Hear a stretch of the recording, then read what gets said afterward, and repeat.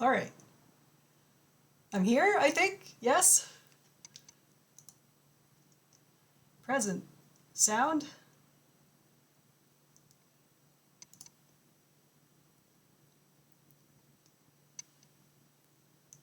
Oh, hooray. Perfect. All right, I'm going to try and keep track of chat. We'll see how long that lasts. Glad you could hear me. Thanks for confirmation. Right, hi, hello, welcome, and thanks for coming out. So, my name is Emma Yasui. I'm currently working as a cultural consultant and a writer in tabletop RPGs, and I am also searching for an academic job. Heyo. But more importantly for today is I am a longtime Zelda enthusiast and an anthropological archaeologist who specializes in the Jomon period of Japan. More specifically, my research is in Hokkaido, and I'm really interested in processing technology and foodways. I'll be dropping little bits of info about the Jomon period here, but I'll try to make this more about Zelda, video games, and pop culture stuff. So, staying on theme, trying not to make this just a straight up lecture or presentation. Unfortunately, I can't fit the spooky theme that's been happening throughout the day, but you know, that's how it goes. So, to start, it's worth knowing that my interest in archaeogaming very much comes from my experiences as an academic archaeologist working in Japan, where historical and archaeological things are regularly worked into pop culture and media. I like looking at where, when, how, and why references to the past are used in pop culture, as well as what influence this might have on not only public imagination about the past, but also how a collective popular imagining comes back to influence academics and heritage programs. So for me, Zelda is a great example of pop culture using archaeology, and it is such a good way to discuss some of the larger themes within archaeogaming and the relationship between past and present in Japan right now. I originally wanted to do some gameplay to make this all fun, but then realized that's probably not the best idea with Breath of the Wild, since the things I want to look at are scattered all over the map, and we'd be staring at a loading screen a lot of the time, even if I had thought ahead and created save points that were relevant. But anyways, most of you today that are joining will already be familiar with Breath of the Wild, with the gameplay and the story and all of that. For anyone who hasn't played yet and intends to check it out, fair warning that there are spoilers throughout my presentation that might ruin your day if you don't want to know too much before going in. Right, so with that said, I want to make sure we're just all on the same page here. The game was released in 2017. It's been out for a while. It was released on Nintendo Switch and has been widely praised as one of the greatest video games of all time. Something that I won't argue with. I love this game. It's won several awards. It's sold about 25 million copies worldwide. And people have been waiting not so patiently for Breath of the Wild 2, something I'm pretty excited for myself. I think some of the things that have made it so successful is that it is the most open world Zelda game so far. And it has incredible detail in terms of how everything interacts and the possibilities it presents to its players. Right. One of the ways that the game was promoted was actually by talking about the development process behind it all. A few weeks after release, Nintendo dropped some behind-the-scenes videos, one of which I'm showing a clip of here, that outlined the team's intentions and its approach. There are definitely some archaeogaming topics in here for anyone who is interested. Perhaps not myself, but this use of existing assets that they talk about to test new mechanics before moving on to redesigning the world and characters is definitely really interesting. There's a lot of talk about balancing classic elements and player expectations with technical innovation and changes for narrative reasons, and using things from the past in order to build and create something new. That seems like a fun topic, but not for me, not this one. I don't do programming or all of the development stuff. Um, and yeah, so I'm going to just kind of push that one aside and look at some of the larger narrative things that happened. And really, Zelda as a whole franchise has some wiggle room for playing with the story, which partly comes from its in-world lore. For those who are familiar or have seen any of this, there was an official timeline released for all of the games up to this point, and people were not happy about it. It's not necessary to know this timeline because really what is evident when you play these games is that time in Hyrule is cyclical, and this can be used to explain away pretty much any inconsistencies between games if you want to. So what has happened in the past is destined to come around again, and while the response will always have some basic elements in common, the details really vary with every new age. So time and the in-game concepts of time are a major part of Zelda games, and also part of their mechanics a lot of the time. So this is great for archaeologists. There are things like oral histories, there's a material record, there's also written documents, and you combine these in the game to reveal what happened in the past, and also to see hints about what to do in the present.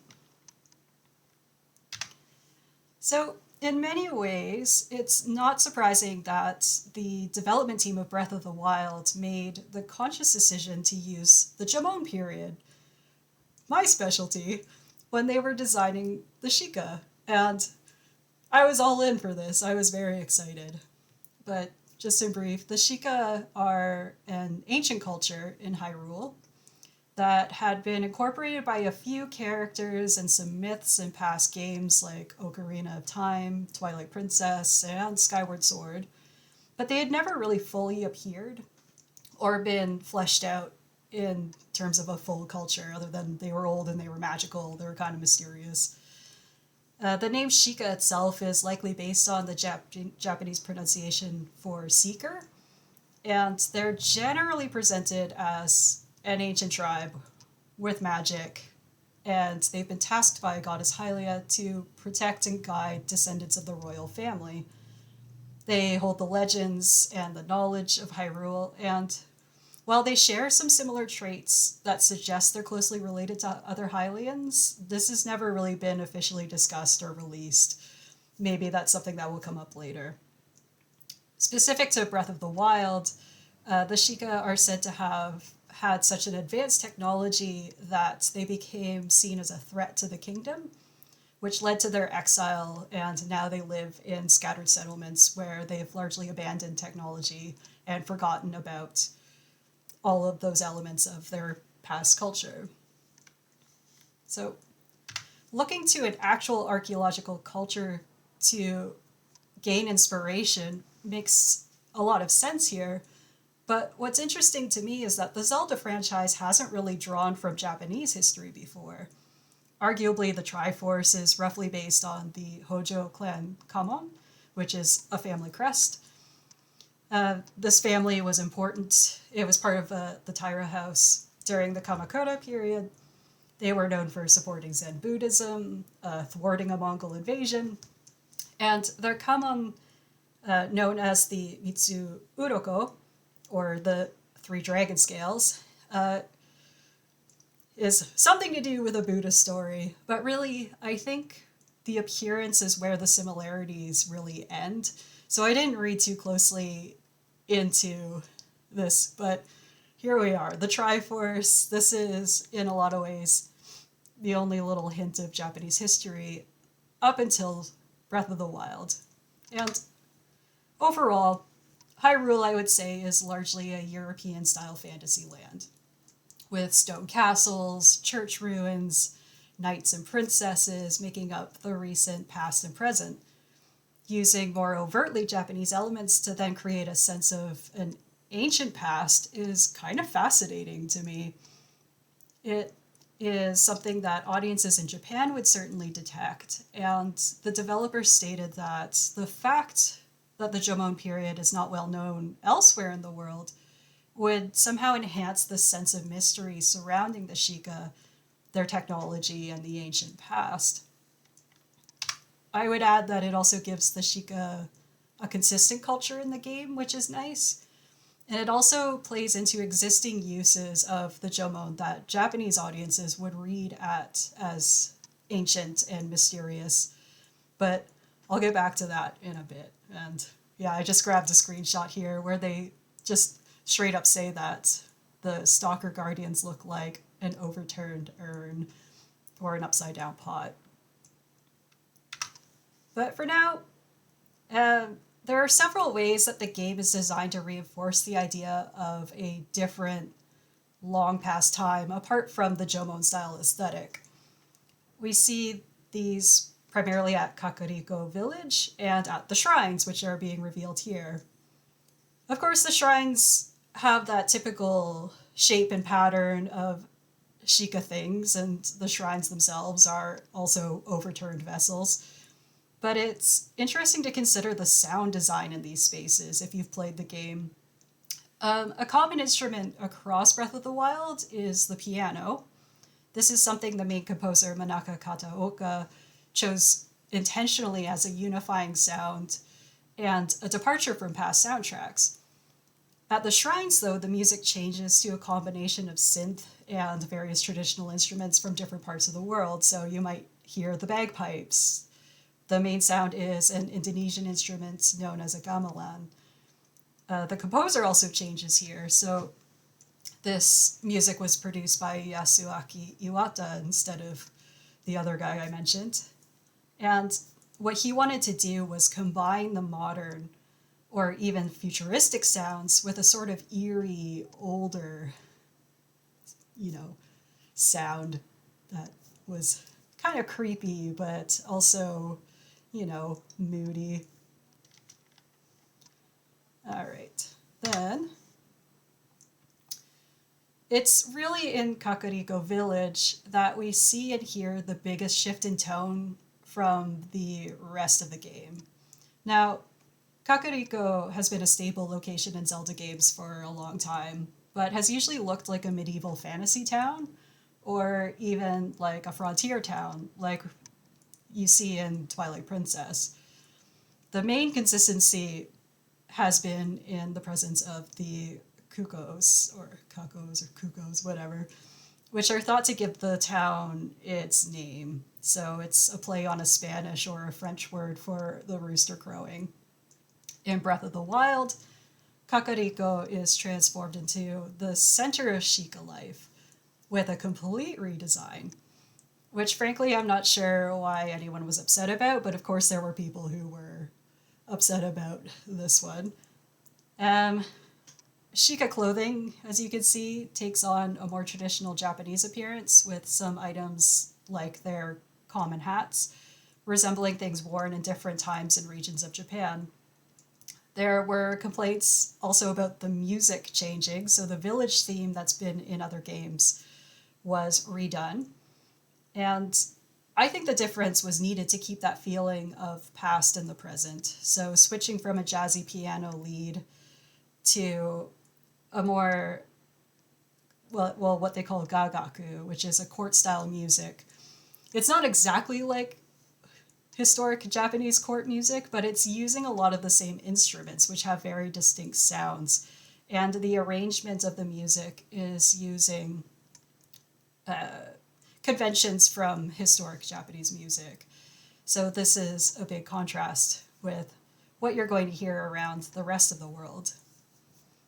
And also, the vaguely European buildings from past games are replaced by the raised floor wooden structures with the thickly thatched roofs that you can see here.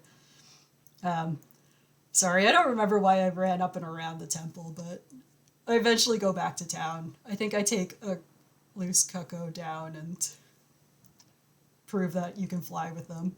But anyways, the structures themselves are similar to historical buildings from all the way from the Jomon period up to the Asuka period, so a very long span of time, where the Jomon ones were largely dug into the ground. All of the other historical ones were raised on wooden pillars, but they all had this thick thatch and this peaked roof. And yeah, it's safe to say that these are not necessarily the same as what we used to see in things like Ocarina of Time.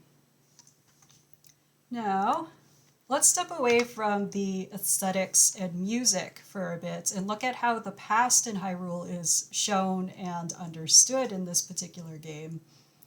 There are two major points in the past that are regularly referred to throughout. The first period to consider is the most recent rise of Calamity Ganon, being shown here, or also known as Malice, which is said to have brought Hyrule to its current state. This is the original time of Link and Zelda, and also some of the characters with longer lifespans were alive at this time. All the other NPCs rely on family histories and written accounts when giving Link details about this time, since he can't remember. The primary remains from 100 years ago are the ruined stone buildings and towns, typical of the previous games with that sort of European vibe. But there's also now the wreckage of the borrowed Sheikah technology.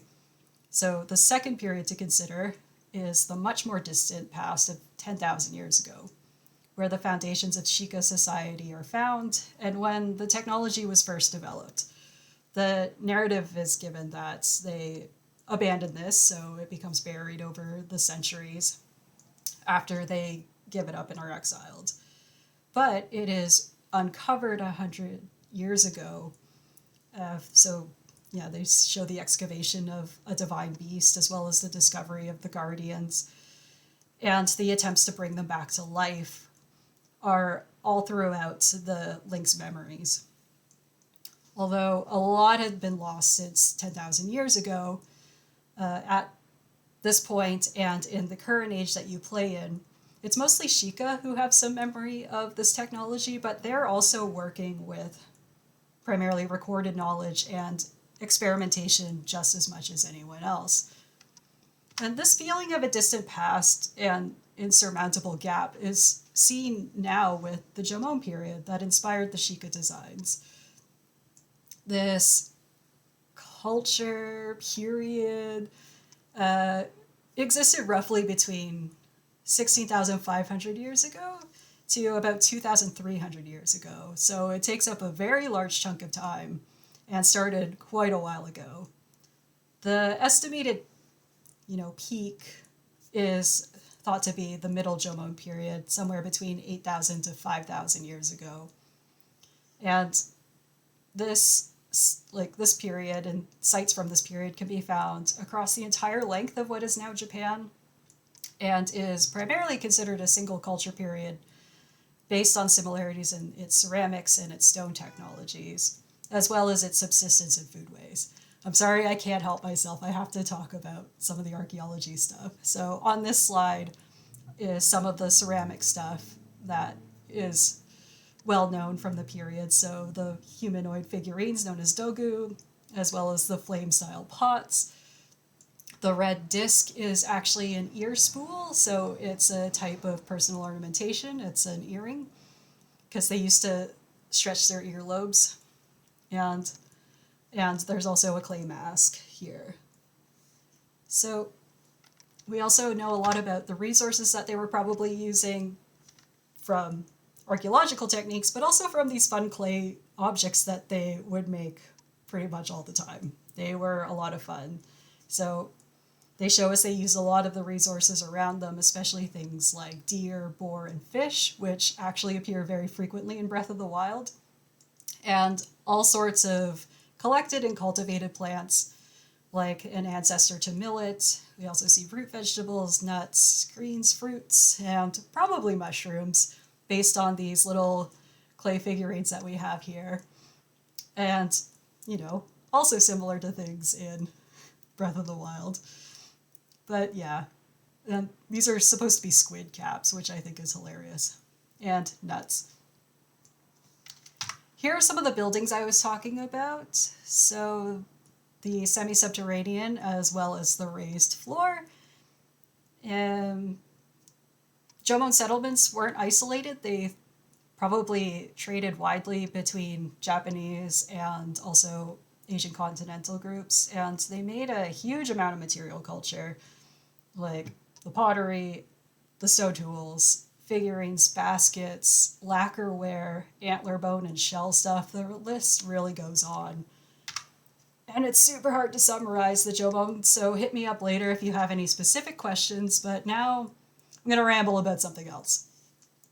What I found myself paying attention to while playing this game are how the various NPCs show their interests in Sheikah technology and the past, and how they kind of represent the range of interests that real people have in the Jomon or other past societies that we see today. For the Jomon in Japan, prior to the 1940s, this period was considered a politically safe, quote-unquote, for proper research, quote-unquote, since it was considered to be unrelated to Japanese history and matters of the imperial house. So people could essentially do whatever they pleased as long as it was, scholarly, rigorous, and all of that. Because archaeology really was trying to formalize and push itself as a serious discipline. Although anything that didn't relate to the official imperial narrative wasn't really given a lot of attention.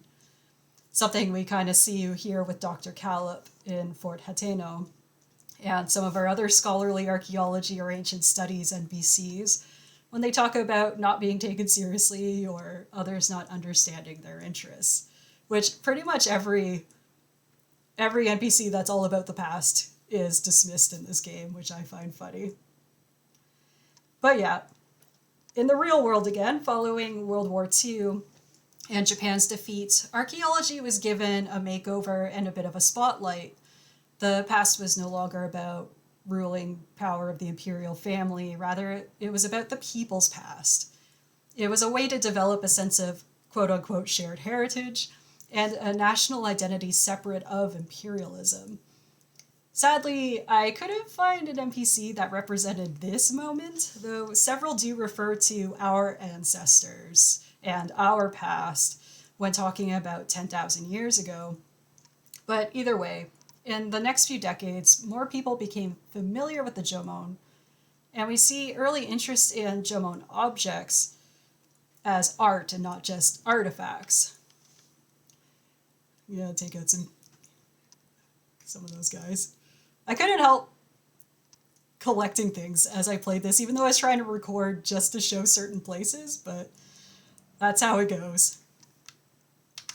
But right, so this idea of the Jomon as art, and not just some weird historical distant time, kind of came around with this guy named Okamoto Taro.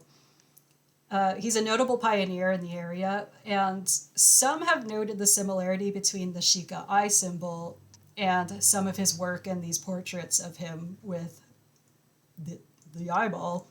But, there's eyes all over the place, so it's really hard to say what the connection is here.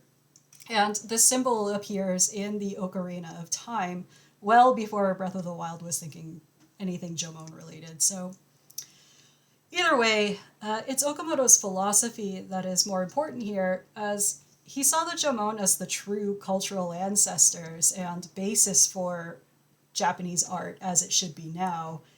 It was energetic and mysterious. It was an authentic expression that he thought was lacking in other contemporary artists' work who were looking more toward more recent historical periods for what they considered true or the essence of Japanese art and aesthetic. And so he was an early adopter, thought this stuff was great. But it wasn't until the 1980s when the Jomon culture really came into the realm of Japanese history with new genetic information that showed the Jomon were just as related to modern ethnic majority in Japan as they were to indigenous peoples in the north and the south. So for a long time, the Jomon had long been seen as the ancestors to the Ainu and completely unrelated to Japanese people. With this new discovery, interest in the Jomon archaeology world became a place for making a mark in both academia and in public minds. And amateur enthusiasts really rose from this time on. So similar to Rotana in Gerudo here, who describes herself as an archaeologist of sorts, is looking to make her name with a big discovery. There's also Jaren in the Ancient Tech Lab that calls herself an amateur scholar of ancient history. They're similar to Dr. Callop in that nobody really cares what they're doing, but now we see that archaeological discoveries aren't just for traditional academics, which is something that in the real world happened in the 1980s. All right, and all of that escalated by the 1990s, particularly with the uncovering of a Jomon site called Sainai Maruyama in Aomori region. The construction of a new baseball stadium everyone's excited about, but then they found one of the largest known Jomon period sites to date.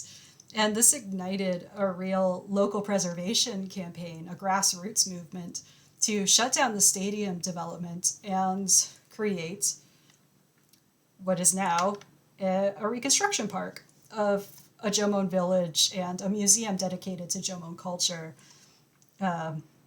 which you can find and go to. It's pretty neat.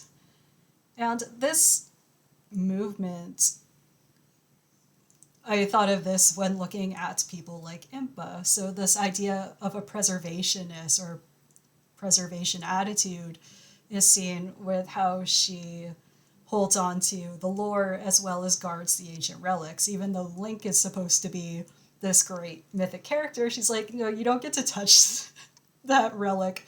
I'm in charge of that. In the 1990s, we also see not just preservation, but also the emotional attachment to the Jomon as the roots of national ancestry, and also the idea that there was power in such discoveries. And there are characters all across this game that talk about the dormant ancient powers, and the king is the first one to mention it, but it's like there's this sleeping, forgotten force that can be found from the past. So today, there are a number of people who like to talk about the most recent wave of Jomon popularity, but I want to say that I don't think there's a single simple reason for why the Jomon has taken this place as it has now. It's possible that the large exhibits at museums and art galleries have contributed to the boom. It introduces people to the Jomon period and its material culture, and has been doing so since the 1960s. But I think there are other factors that need to be considered outside of institutional narratives, since we do have to keep in mind that the Jomon is taught in Japanese schools as a part of history. There are tons of educational resources and also things like this, a popular version. So what I've been doing, like a weirdo, is for the last couple of years, I've been looking into the proliferation of Jomon imagery and inspiration in pop culture by tracking one Jomon artifact in particular, the Shikoki Dogu, which in Zelda takes the form of Cherry, the ancient oven.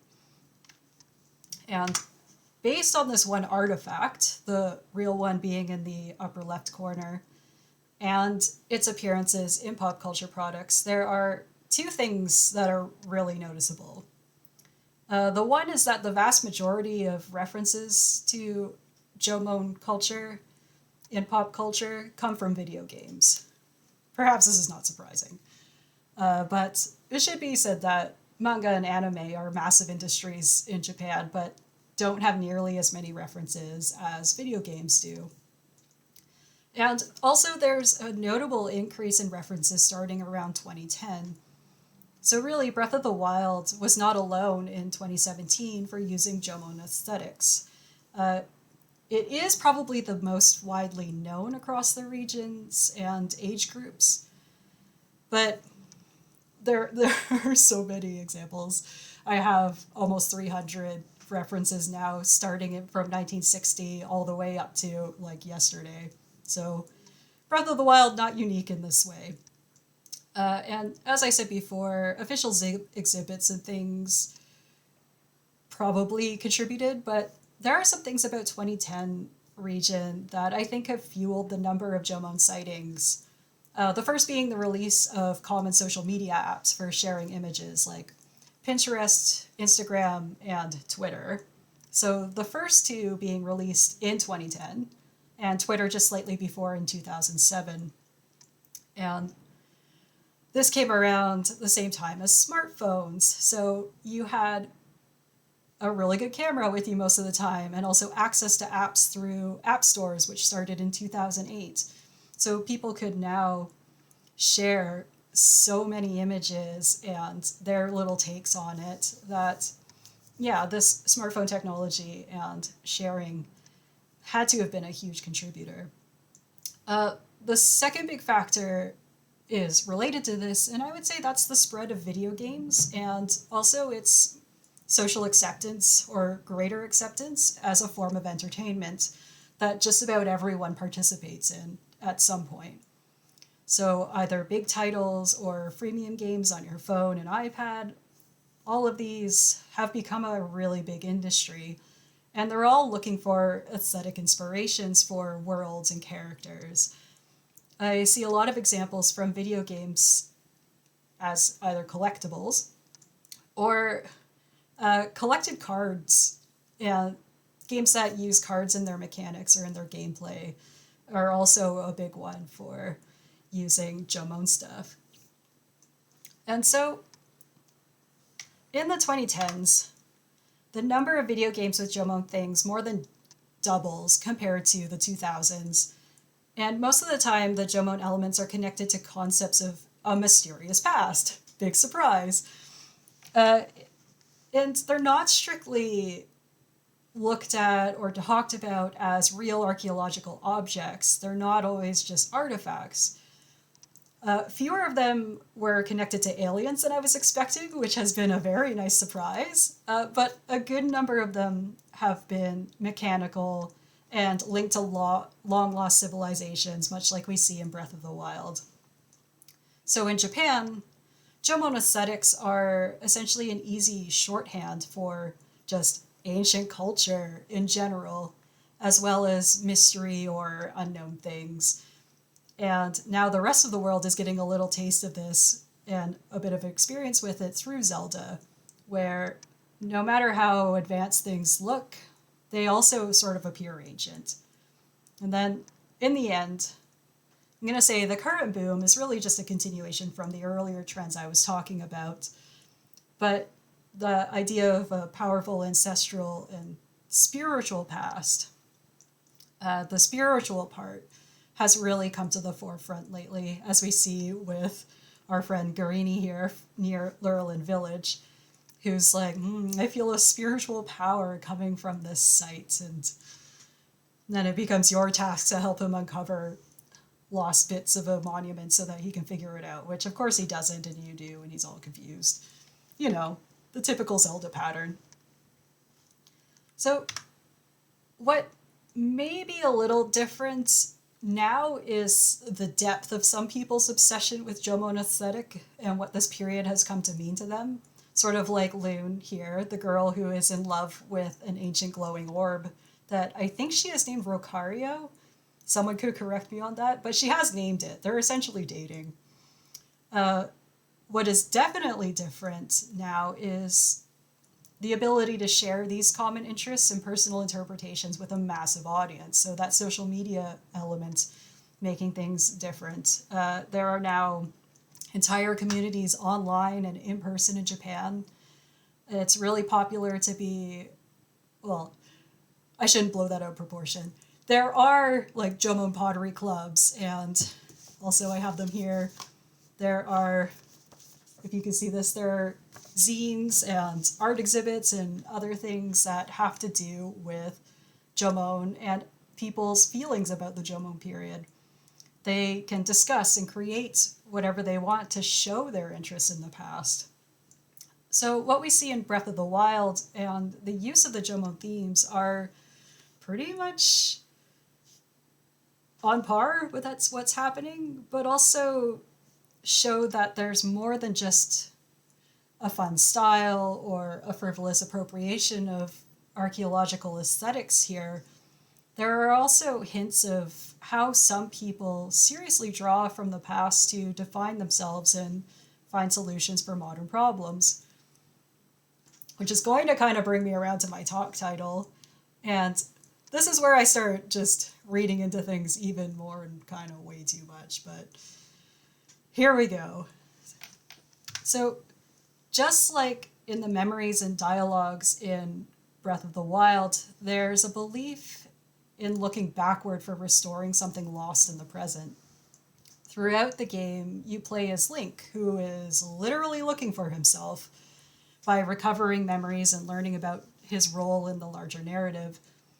Zelda, too, is shown struggling to find herself as an inheritor of a heavy role, steeped in traditions and myth, destined to play a particular part in history, but still trying to find her own way to do it. And while the story in Breath of the Wild is ultimately an optimistic one, there is also the general attitude of mourning and loss for Hyrule and how it used to be. And so one of the main ways that Link learns about himself is by speaking to others and visiting important sites to bring back his memories. It's a combination of things like community as well as pilgrimage. And you get little fun clips like this of his memories if you ever get to the right place. Oops. Yeah. He also gains greater strength and abilities by going to the ancient shrines guarded by the Shika monks, who are followers of Hylia, which, by the way, I've put up a picture here. These appear pretty much just like Buddhist monks, the mummified Buddhist monks that are found across Japan, mostly in the north, as well as different parts of Asia. So these have a real-world correlate.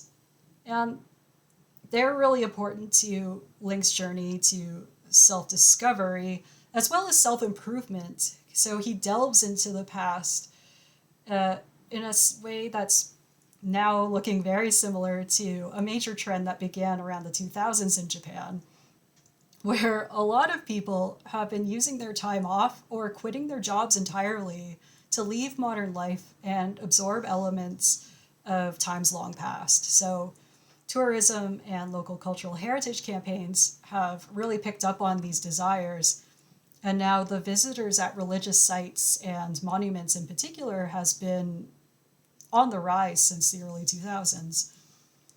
Individuals have been looking to do religious retreats to places like the mountains or to live like a monk for a week. Many of these people are young women, which is really interesting. There's been some great anthropological and culture studies work on this. So I won't elaborate, but there is a scholar named Tsugawa Shimada who published a really neat paper about a group of young women known as Reikijo, or history fangirls. So they base all of their tourism decisions on historical figures and locations that are depicted in games like Hakuoki. So Sengoku Samurai are always very popular, but yeah, there are a lot of young women who, especially games and manga that allow you to ship characters from history, so like characters based on historical samurai, but then they're all in love with each other. Super popular in Japan, and apparently encouraging and inspiring a lot of people to go to actual historical locations that were associated with the real the real figures. It's it's fascinating and it's really interesting. So yeah, I don't know. I don't know what else to tell you about that because I gotta, or else I will completely lose my train of thought. Um, like I have right now. Okay. Anyways, escaping from the present by going to the past is nothing new. It's also not specific to Japan, uh, nor is the consumption of experiences and products to build one's identity, especially in the time of social media and when we have access to all of these specialty and handcrafted products. But there's been a noticeable return to the idea proposed by people like Okamoto that the Jomon is the true ancestral roots of the Japanese people today, and that reclaiming this culture period is a form of recovering lost aspects of Japanese culture and your own identity. Some of the romanticism toward the past is clear within Breath of the Wild, and I think it's likely that it contributed to the popular pressure currently on archaeologists to jazz up traditional archaeology, which is mostly seen as too dry and very unimaginative.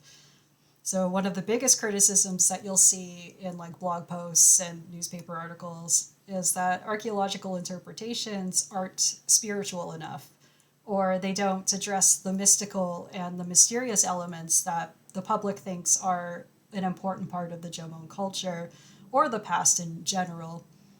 So now tourism dollars and public interest have become a real pressure that can't be ignored by active archaeologists like myself, as well as all of the people in cultural heritage who I work with. And most archaeology in Japan is cultural resource management.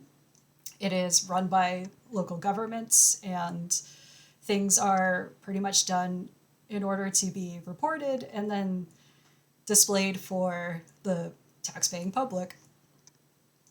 But right.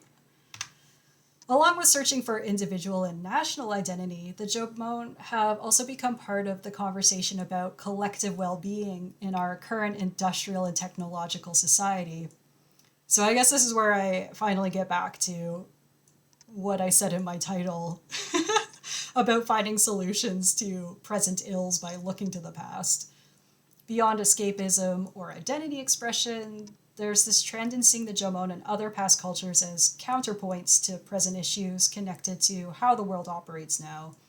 The place of the Jomon in this discussion really started in the 1990s after the economic collapse and the start of the Asian financial crisis in, the early 1990s.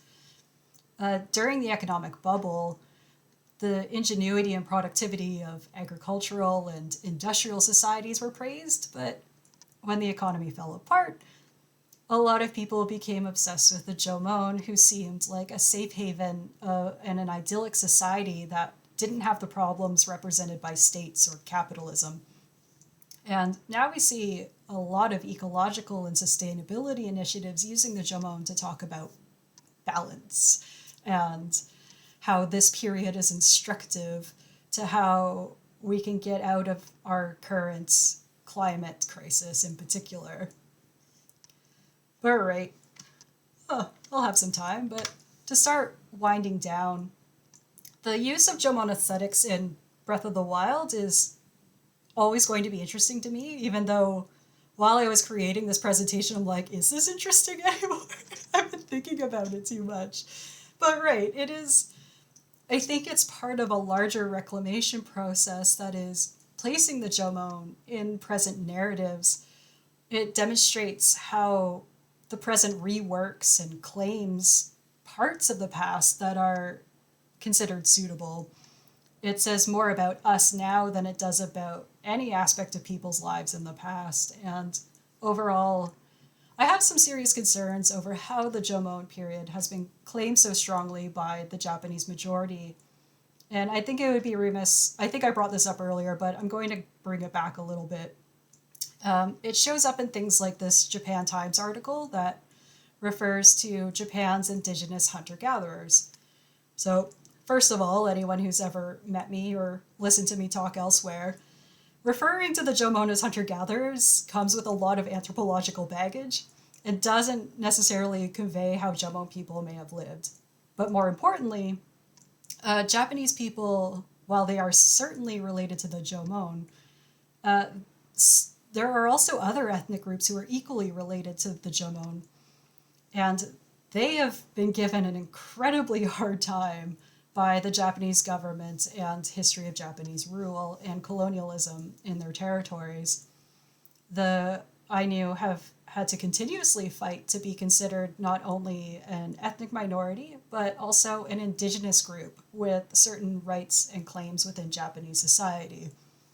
So, casually dropping here in an online article, the word indigenous might not seem like that big of a deal, but in the context where the Ainu weren't allowed to claim such a status for themselves is really, it really rubs me the wrong way when everyone can just say, like, oh, our indigenous past, but it's like, oh, but wait, how hard did the Ainu have to work to get to say such things? But, right, this is just something that will always get me. And so I am really wary whenever I look at portrayals of the Jomon as original ancestors across Japan. I really pay attention to these things. And it sort of makes me wonder now, and it makes me want to go back and look through how the different groups in Hyrule actually talk about their connections to ancestors, and how many see themselves as descendants of the ones who created the technology itself. But really, this seems like a completely different topic, and also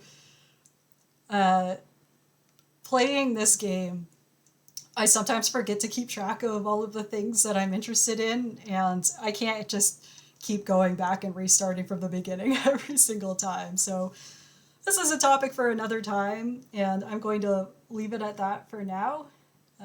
Thank you, everyone, for listening to me ramble. And yeah, I don't know if any specific questions came up, but I'm happy to sit here and chat for a bit if that is something people want. I'm scrolling through right now. Oh, thank you, Anna. Yeah. There could seriously be a whole series about the things within Zelda games in general, but also Breath of the Wild, and I am really waiting to see what will happen with Breath of the Wild 2, because it looks like one of the primary characters is a Sheikah descendant. I don't know for sure, but yeah, my hopes are high and I am intrigued. And one day I'm going to publish my results about all of the Jomon things that I've seen and documented. I have a massive spreadsheet. It's a little hard on the eyes, but most data is. All right. Any last questions or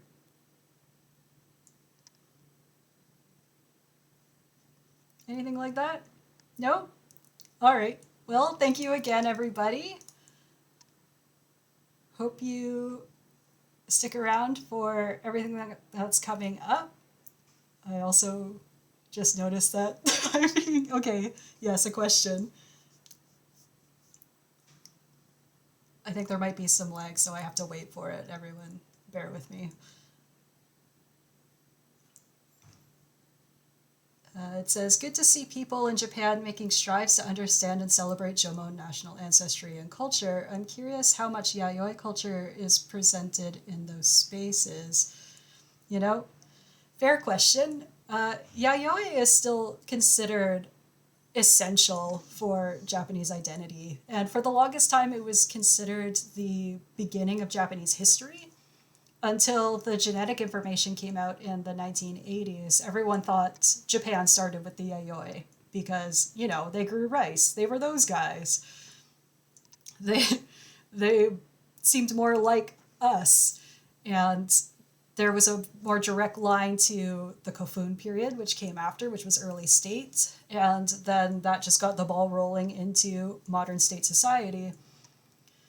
So I think Yayoi is still very central, but I don't think it's as close to people's hearts. It doesn't have as much of that mystery. It's not as old. It's not as unknown. We have a different type of material record. And also, a lot of people are like, oh, agricultural society, we got this. So, you know, it's there, but right now, Jomon is certainly outweighing the Yayoi in terms of popularity. Yeah. All right. Well, this has been great. Hit me up on Twitter or in the Archeo Gaming Discord if you have any questions. I'm easy to find there. Thank you again, and now I test out the ability to switch scenes. All right. Bye, everyone.